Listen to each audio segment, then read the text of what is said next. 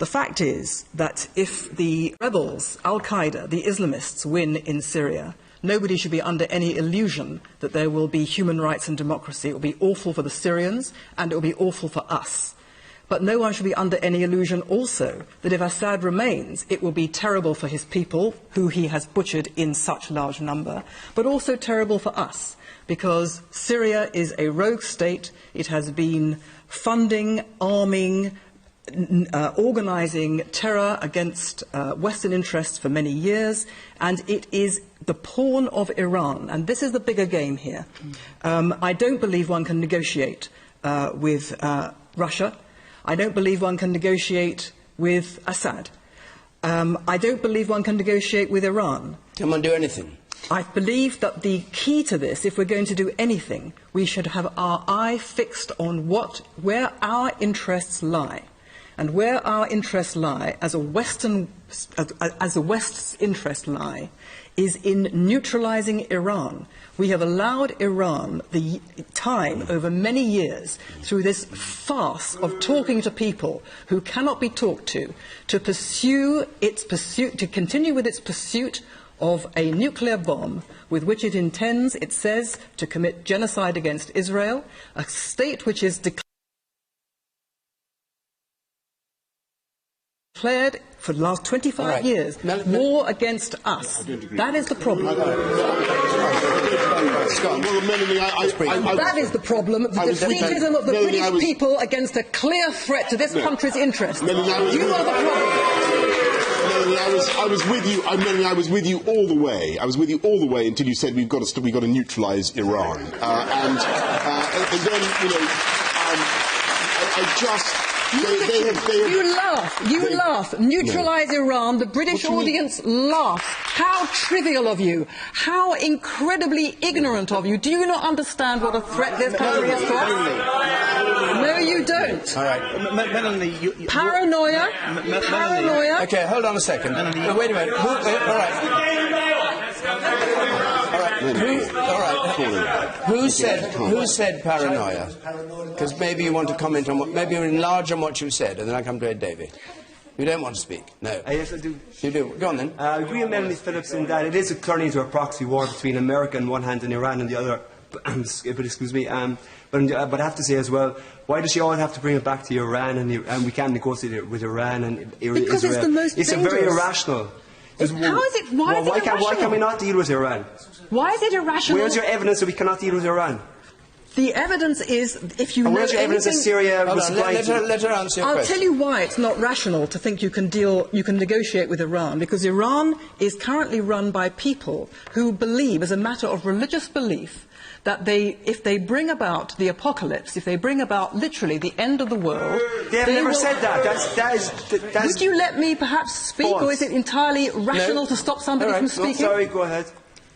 They believe that if they bring about the apocalypse, they will bring to earth the Shia Messiah. That's the people you're dealing with. The normal Iranian does not believe that. All right, I'm afraid you are simply all right, the two of you can meet up afterwards. I'm going to now hold on, Boris. I want to bring Ed Davey in. Melanie Phillips said that the Prime Minister made a mess of the G8, in effect, by encouraging Obama to send forces into Syria. Let me come to that, but I do just want to say your comments, Melanie, on Iran couldn't have been more poorly timed. There's just been an election in Iran. We have a new president of Iran, President Rouhani. If you read the Financial Times today, one of his advisers has written about wanting to make sure that we can reach out and telling the West, if we can reach out, there are ways that we can deal with the nuclear problem and the other tensions, and surely we should be doing that, and rather than some of the words we've just heard from the new president of Iran. The new president. Melanie, let him go on and finish his point. He's had quite a good say. But let me come back to the question, which of course was on Syria. There are a few things. This current government broke promises to us. Who's to say Iran government is not going to break their promises? Okay, carry on, Ed David. Don't put a microphone to people until I call them, if you don't mind, because we've got a lot of people wanting to get in. Sorry, go on. On Syria, we are not arming the Syrian rebels. What we are doing is giving huge amounts of humanitarian assistance. We are providing non-lethal assistance to some of the rebels, but most importantly, all our efforts are on the diplomatic track. And far from the Prime Minister failing at the G8, quite the contrary. He managed to get an agreement with 7 actions, with all the members of the G8 signing up to that. That was a real achievement. And actually, I think the relationship between Obama and Putin, between Kerry, Lavrov and Haig, has actually been improving. If you look at what they are doing, they are working together. We're going to have to try to work with the Russians to turn this round, because the Russians are the biggest sponsor of the Assad regime. And unless we get the diplomacy with the Russians right, nothing will happen. We'll still see the bloodshed. So diplomacy is the main thing, and working with the Russians is right, and you could not be more wrong. Just before we leave that point, I'll come to you, Russell, in a moment. If you're not going to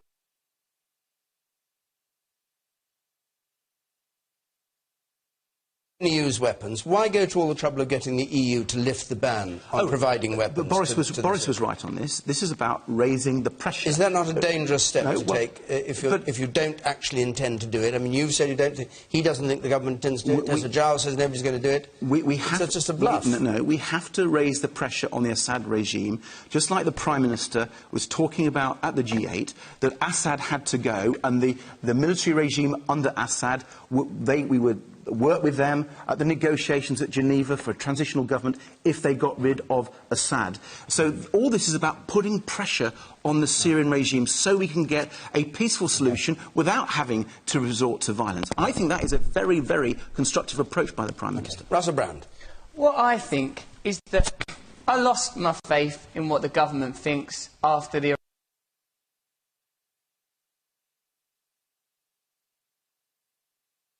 Iraq war, when they voted for that.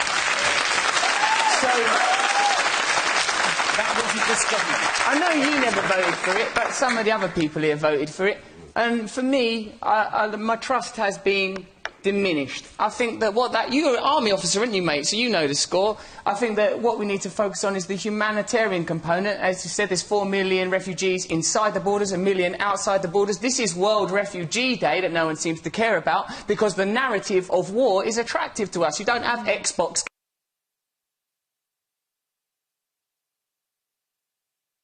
games about, hey, go give someone some aid on the border. You want to see destruction and war. Our militants, our leaders like to be heard being militant and bellicose. But it ain't no good for us. It's not helpful for us to exacerbate conflict in Syria, because there may be chemical weapons, which I don't totally know the deal on that, but Patrick Coburn, he seems pretty up on the subject. He says it's highly dubious that they're even there, same as there weren't weapons of mass destruction. I say that we have to be extremely cautious and focus on the humanitarian issues, like our man said there. A couple of points, let me go on. You there, yes, and then you at the very back there.